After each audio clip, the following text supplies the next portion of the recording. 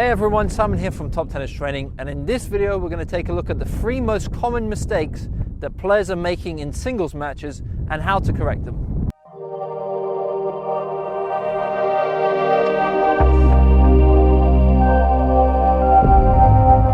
So mistake number 1 is players not warming up and not preparing mentally prior to the match. So before the match starts, you want to feel that you're ready to compete, that you're ready to actually play a tennis match. Now, it's one thing to go out there and have a lesson with a coach or train with your friend. It's a very different thing to go out there and compete and try to win and try to actually focus on how am I winning and losing points. So the first thing you want to be doing is, prior to the match starting, it could be the day before, it could be the night before, it could be 1 hour before the match, go over and visualize a little bit about how you want to play the points. Maybe you've been working with your coach on being more aggressive. So visualize yourself being more aggressive. Maybe you know that the opponent you're playing is a lefty. Visualize how you're going to actually exploit him being a lefty. So visualize the way you want to play the point and visualize yourself winning. This is a very important thing, and this is something that the pros do all the time. They visualize themselves winning that match and they let themselves feel those same feelings and those same emotions that they would feel if they were to win.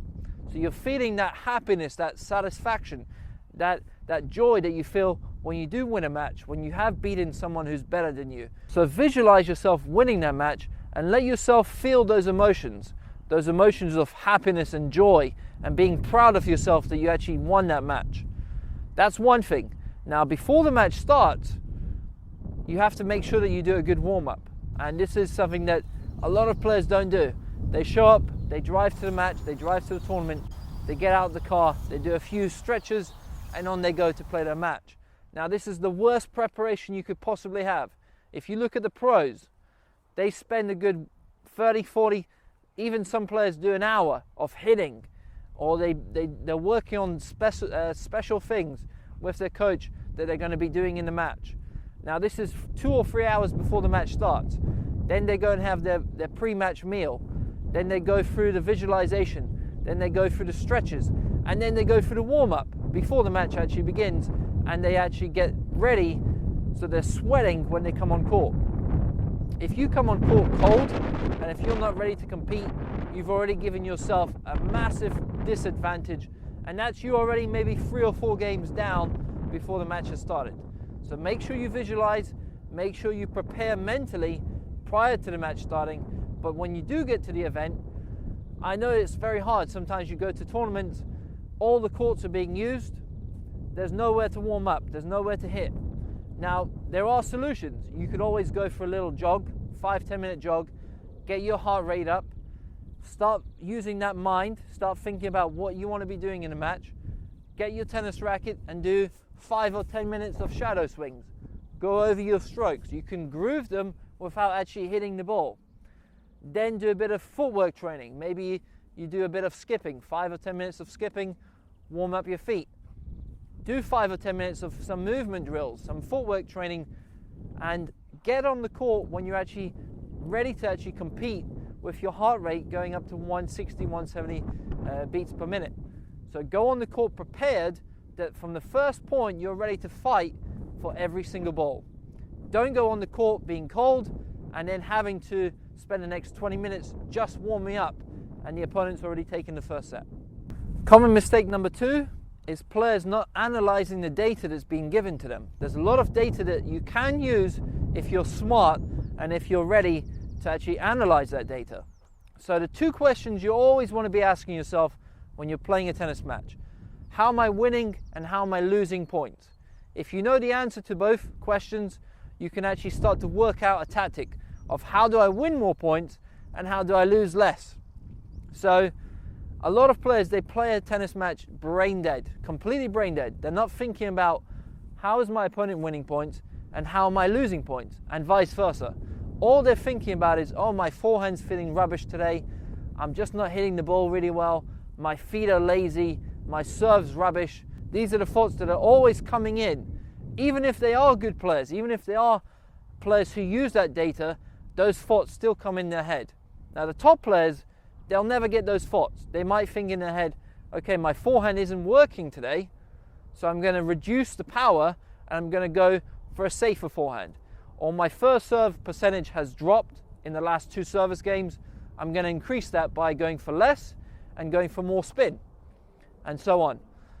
So analyze the data that you're given when you are playing the match and make it work in your advantage. So make it work to your benefit. If my opponent is constantly winning the long points, I have to find a way to shorten those points. If my opponent is moving me, why is he able to move me? Why is he or she able to move me out of position time and time again? Is it because my length isn't good enough? Is my shot landing too short? And so on. So there's always ways for you to change a match and change the dynamics of a match. And there's always a way for you to win in a much easier way than maybe you're doing currently. So ask yourself always those 2 questions. How am I winning points and how am I losing points? Figure out how you can then reverse it so that you're winning more and losing less. And common mistake number 3 is players giving up too easily. They think it's just not my day, my forehand's not working, my serve's not working, and they call it a day. They basically give up mentally. They've lost the first set and they think it's just not my day, and they give the second set to the other player. And they go out without a fight. Most of the time you've got a chance to change the score. Now in tennis the scoring system is great because you can be leading 6-1, 5-1 and have 3 match points and you can still lose that tennis match. If you're there and you're ready to fight, you can turn that match around. So don't give up so easily. Fight for every ball. It's a common thing. Don't give up until the last point has actually finished.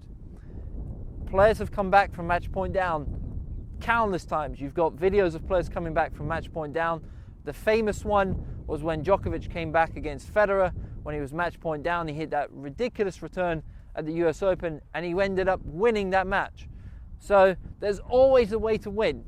The scoring system is great in tennis. You can always reverse the score. I've lost matches when I've had match point, and I've won matches when I've been faced against the match point. So I know that it's never over until it's over. Don't give up, keep yourself in the fight, and make sure that you're there mentally prepared to give it 110%. So there you go.